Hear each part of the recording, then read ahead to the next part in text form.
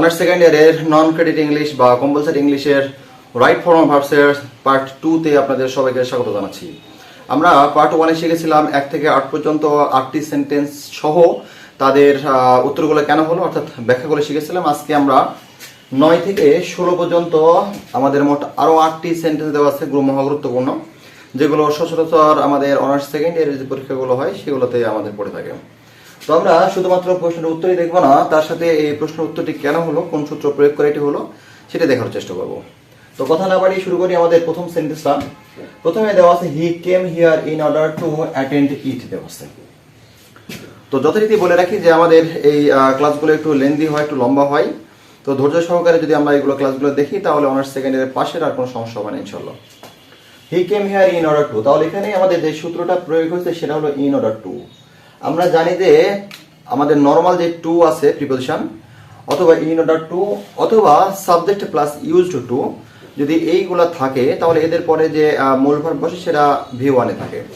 অর্থাৎ আমাদের ব্র্যাকেটের মধ্যে যে ভার্বটা আছে সেটা এখানে বসবে, তার উত্তর আমাদের এখানে দাঁড়াচ্ছে অ্যাটেন্ড। আমি আবারও বলে রাখি যে ব্র্যাকেটের মধ্যে যে ভার্বগুলো আমাদের দেওয়া হয় সে সবগুলোই থাকে V1-এ। এবার 10 নম্বর এক্সাম্পলে যদি আসি তাহলে দেখবো যে would you mind dash close the door. তাহলে এখানে কোন সূত্রটা প্রয়োগ হয়েছে? এখানে আমরা জানি যে যদি কোনো একটা সেন্টেন্সে উড ইউ মাইন্ড অথবা ক্যান নট হেল্প বা could not help, it is no good অথবা ইট ইজ নো ইউজ, এই শব্দগুলো যদি থাকে তাহলে এরপরে ভার্বের সাথে আইএনজি বসে। তো এখানে আমাদের যে ভার্বটা দেওয়া আছে সেই ভার্বের শেষে ই আছে। আমরা জানি যে যদি কোনো ভার্বকে আইএনজি করা হয় তাহলে ই যদি থাকে তাহলে ইটা উঠে যায়, অর্থাৎ ক্লোজিং বানানটা হবে CLOSING, অর্থাৎ এখান থেকে ই উঠে যাবে। এবার আমাদের 11 নম্বর যে এক্সাম্পল দেওয়া আছে সেখানে লেখা আছে we must dash listen to him দেওয়া আছে।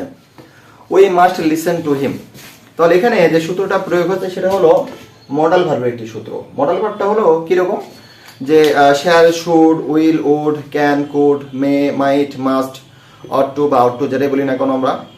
এছাড়াও আমাদের আছে had better, had rather, would rather, এই সমস্ত মডাল ভার্বগুলো যখন থাকবে তখন এদের পরে আমাদের V1 অর্থাৎ ভার্বের বেস ফর্ম বা রুট ফর্ম ব্যবহার করতে হয়।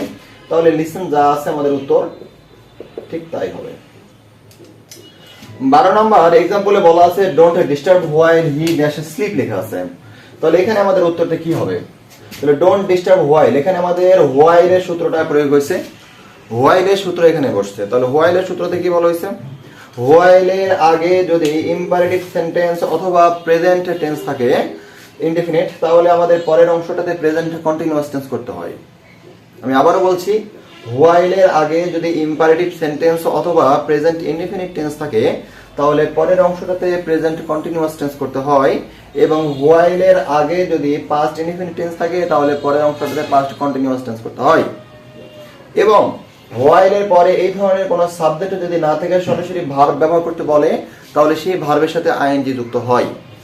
তাহলে এখানে আমরা দেখলাম যে হোয়াইল এর আগে দেওয়া আছে প্রেজেন্ট, এটা আমাদের ইম্পারেটিভ সেন্টেন্স দেওয়া আছে, সেই কারণে এটা প্রেজেন্ট কন্টিনিউয়াস টেন্স করলে আমাদের দাঁড়াচ্ছে he is sleeping, he is sleeping. এবার 13 নম্বর যে প্রশ্নটা সেখানে দেওয়া আছে যে she saw it after I dash inform her দেওয়া আছে। she saw it after, তাহলে এখানে কি সূত্রটা প্রয়োগ হয়েছে? আফটার এর সূত্র। আফটার এর সূত্রতে কি বলা হয়েছে?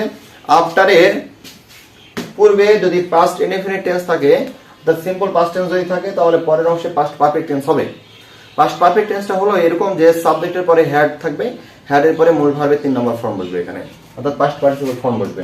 তাহলে এখানে আমাদের সাবজেক্ট দেওয়াই আছে, তাহলে আমাদের কি দিতে হবে? এখানে হ্যাড দিতে হবে, এবং হ্যাডের পরে যে মূল ভার্ব তার 3 নম্বর ফর্ম দাঁড়ালে ইনফর্ম হয়, ইনফর্ম। 14 নম্বর এক্সাম্পল দেওয়া আছে ইট ওয়াজ মেনি ইয়ার্স সিন্স, ঠিক আফটার এর সূত্রের মতোই এখানে সিন্স এর সূত্র। এটা সিন্স এর আগের অংশটাতে প্রেজেন্টের কোনো কিছু থাকলে পরের অংশ পাস্ট ইনডেফিনিট টেন্স হয়, এবং সিন্স এর আগের অংশটাতে পাস্ট টেন্স থাকলে অর্থাৎ পাস্ট ইনডেফিনিট টেন্স থাকলে পরেরটাতে পাস্ট পারফেক্ট টেন্স হয়। তাহলে এখানে আমরা দেখতে পাচ্ছি যে সিন্স এর আগের অংশটা দেওয়া আছে পাস্ট ইনডেফিনিট, তাহলে পরের অংশ পাস্ট পারফেক্ট করলে দাঁড়াবে সেই আগের মতোই সাবজেক্ট আছে, এরপরে হ্যাড বলবে আর মূল ভার্বের 3 নম্বর ফর্ম অর্থাৎ সি এর 3 নম্বর ফর্ম হলো সিন। এবার এখানে আমার সিন্স এর একটা সূত্র দেওয়া আছে 15 নম্বরে। তাহলে ওই সিন্সের সূত্র আর এই সিন্সের সূত্র কি একই রকম হবে না আলাদা হবে সেটাকে দেখার চেষ্টা করবো। আমাদের এর পরে যে এক্সাম্পলটা আছে সেটাও সিন্স দ্বারা, অর্থাৎ আমাদের 14, 15 এবং 16 তিনটা এক্সাম্পলে সিন্সের সূত্র প্রয়োগ করা আছে। তো দেখা যাক যে কোন সূত্রটা কিরকম হয়।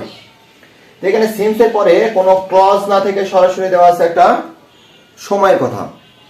সিন্সের পরে আমি আবার বলতেছি, সিন্সের পরে কোনো ক্লজ অর্থাৎ সাবজেক্ট ভার্ব কোনো কিছু না দিয়েই দেওয়া হয়েছে একটা সময়ের কথা। তো আমরা জানি যে সিন্স অথবা ফর এর পরে যদি সময় দেওয়া থাকে বা টাইম দেওয়া থাকে, সেই সেন্টেন্সটি আমাদের প্রেজেন্ট পারফেক্ট কন্টিনিউয়াস টেন্স করতে হয়।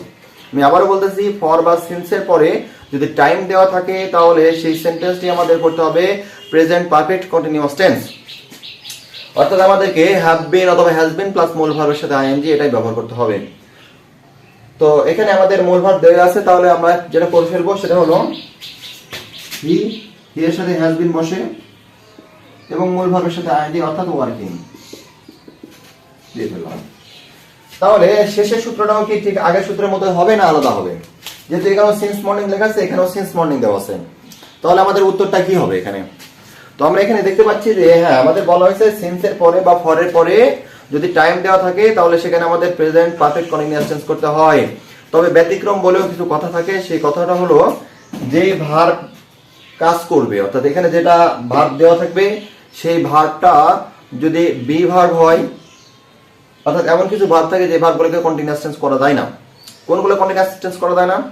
যেমন লাভ, হেট, তারপরে লাইক, অথবা এখানে বি ভার্ব যেটা আছে, অথবা বিকাম ইত্যাদি ভার্বগুলো সাধারণত কন্টিনিউয়াস ফর্ম করা হয় না। তাহলে এদের করতে হয়, এরা শুধুমাত্র হয় ইনডেফিনিট অথবা পারফেক্ট, ইনডেফিনিট অথবা পারফেক্ট হয়। যেহেতু এখানে টাইম দিয়ে দেওয়া হয়েছে, সুতরাং এটা আমরা প্রেজেন্ট পারফেক্ট কন্টিনিউয়াস টেন্স না করে শুধু আমরা প্রেজেন্ট পারফেক্ট করব। তাহলে কি দাঁড়াবে আমাদের? দে এর সাথে প্রেজেন্ট পারফেক্টের গঠন সাবজেক্ট করে হ্যাভ অথবা হ্যাজ, দে এর সাথে হ্যাভ বসে এবং মূল ভার্বের 3 নম্বর ফর্ম, বি এর 3 নম্বর ফর্ম হলো কি বিন, বি ভার্বের 1 নম্বর ফর্ম হলো am is are, 2 number form হলো was were এবং 3 নম্বর ফর্ম হলো been। তো এই মোটামুটি আমাদের 9 থেকে 16 পর্যন্ত আমরা 8টি সেন্টেন্সে মোট 8টি সূত্র এখানে আমরা দেখলাম। এখানে শুধু 8টি সূত্র বললেই ভুল হয়, কারণ অনেকগুলো সূত্র এখানে সমন্বয় ছিল, সবগুলো বলা হয়েছে ইনশাআল্লাহ।